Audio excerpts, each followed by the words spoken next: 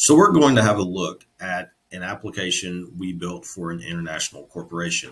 The main thing I want you to take away from this is that custom software doesn't have to be complicated and it doesn't have to be expensive for it to be effective.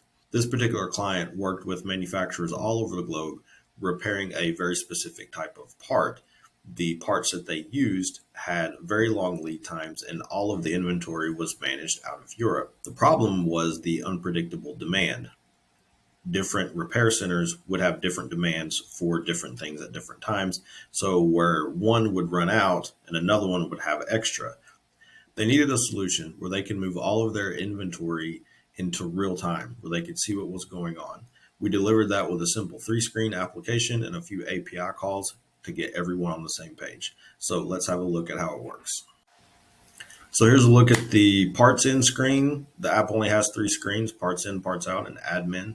We developed the receiving process to match this. It did not exist before, so we spec some barcodes, some QR codes. We also spec some barcode scanners so that whenever they receive parts, they could scan them into a location. And the receiving process was managed just from these 2 simple fields. And then on the parts outside, they would scan the feeder they were using the parts on. Then they would scan the part number, the quantity, and then tie it to a project so they could track their cost over time. None of this data was available before because everything was handwritten. So if they wanted to know how many parts a certain feeder had used, it just wasn't available to them.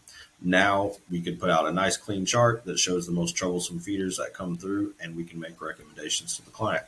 The admin screen is where you can maintain your parts list and projects. And we delivered this application in about 6 weeks and at a cost of under $5,000. There was an email sent to the stakeholders at the end of every day.